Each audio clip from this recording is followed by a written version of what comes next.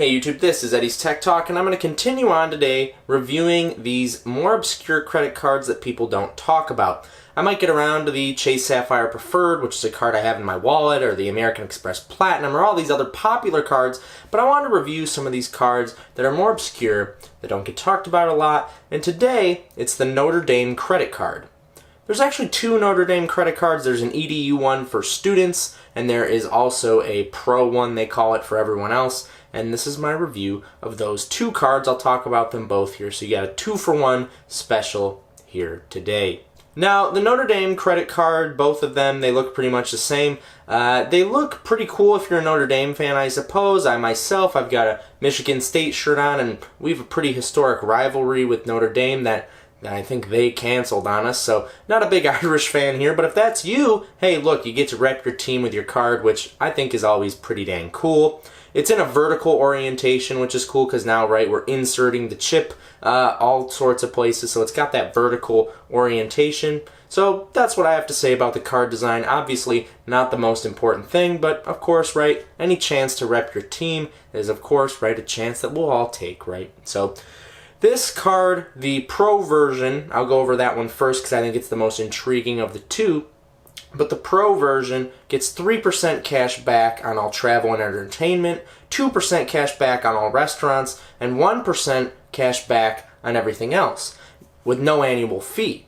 It also has a cell phone insurance protection included via its MasterCard World benefit, and it also has some kind of auto collision damage waiver. I didn't get a chance to look at that because it links to a MasterCard page that wants you to put your card number in, and I don't have one, so I couldn't take a look at that particular benefit. And it also grants you these exclusive experiences, it says. I think this card's pretty new, so those haven't been fleshed out. On the website right now, as I record this video, there's a meet and greet with Rocket Ishmael, and I believe it's virtual, so it's like a Zoom conference, but hey, look, that's pretty cool, I suppose, if you have the card. So I'm getting a little bit of the Disney vibes here with the card. You get these exclusive experiences. It talked a little bit here about unique, maybe game day experiences like a locker room tour, which, hey, if you're a Notre Dame fan, you know, hey, look, that would be pretty cool. So you get a little bit of that Disney card vibe with these exclusive experiences, but you also have rewards that seem pretty lucrative, and I was starting to warm up to this card.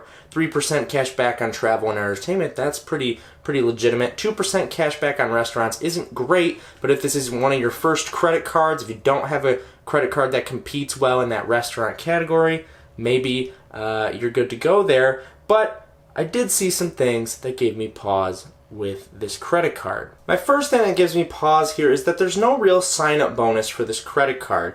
With the Pro version, you do get 1 year free of Priority Pass membership. Priority Pass is a network of airport lounges all over the world, mostly an international lounge, international terminals. So if you're primarily a domestic flyer, you're not going to see a ton of Priority Pass lounges available to you. But that's the only real benefit that you get if you spend $1,000 on the card in the first 90 days. Of course, that's not hard to meet for nearly anyone. $1,000 over 3 months, not a hard sum to hit, but no real sign-up bonus. You're not getting any kind of big return on your spending, just that Priority Pass membership.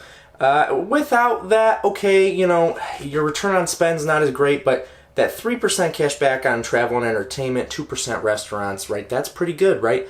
Well, it's limited. This isn't unlimited cash back on these categories. So it says here on the website, I'll read off of it right now, restaurant, travel, and entertainment categories earn bonus cash back on the first $500 of combined net purchases made each billing cycle. Once the $500 per billing cycle limit is reached, you will earn 1% base cash back on additional purchases. So if you're a big spender, 3% cash back, 2% cash back, those categories max out at $500, like I just read there, in each billing cycle, so $500 a month, which for some people, hey, maybe you don't spend that much every month, but I myself don't like limits, right? And it's not that great to put those limits on the card, I would say. And I also, this is just a little quirk that I've noticed as someone who's purchased tickets myself, both from official box office sources at universities as well as like your StubHubs and your Vivid Seats, right?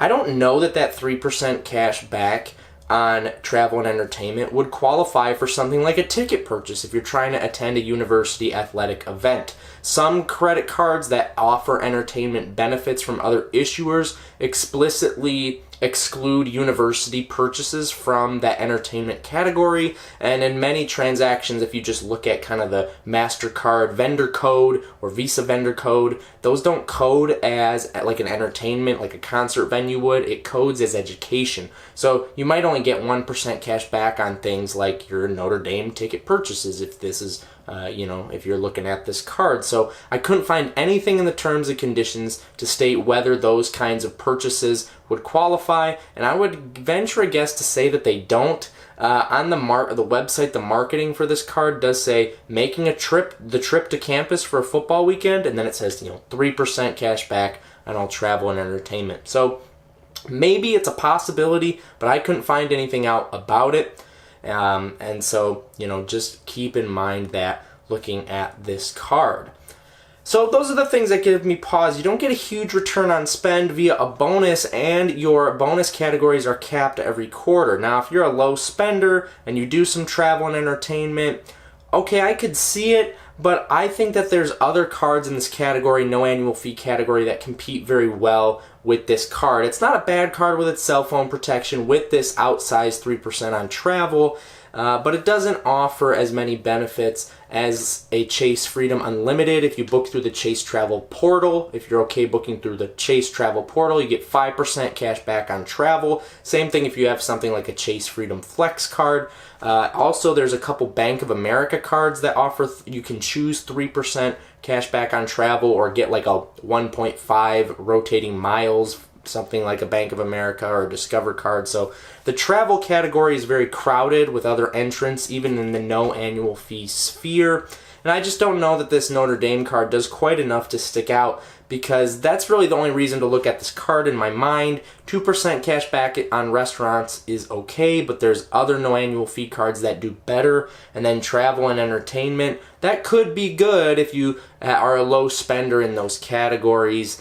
But then if you're a low spender in those categories, then I go back to, well, maybe you just be better off getting a flat cashback card like a Wells Fargo Active Cash or a Chase Freedom Unlimited or a lot of other cards, right? So I don't know that it's the best card to maximize your rewards, maximize your spending, even if you are a big Notre Dame fan, because I don't know if you're going to earn that 3% even in that category on Notre Dame ticket purchases. So to me, it's kind of like a decent card with some of those Disney-like VIP benefits. And if that's for you, then hey, maybe this card is worth a look. Maybe I was too harsh to it. Let me know in the comments section down below. And the EDU card, I'll just go over it pretty briefly. The sign-up bonus for that card is an Amazon Prime membership for a year. That's pretty good if you're a student, but of course Amazon Prime is heavily discounted if you're a student, so that sign-up bonus isn't valued super high. And then that card, the only reward earning rate is 1% cash back on all other purchases. So nothing very exciting there. The real benefits there would be, as far as I know, you get those exclusive VIP experiences as what, the same ones that the pro people get. So if you're a Notre Dame student, that might be pretty cool for you. And then this card is partnered with Deserve, and it's an issuer that historically issues out very well to international students. So if you're an international student without a U.S. Social Security number, you can actually apply and get this card. So, hey, look, if you're a Notre Dame student, you're international, and you want a U.S. credit card for whatever reason, I would say go for this one. So that's my first definite recommendation, because getting cards as a international person who's not a U.S. resident, doesn't have a social security number, is pretty difficult. And to get any kind of reward structure on top of getting that card is pretty good. So if you're an international student, get that EDU card. I would actually recommend it. Pretty good there.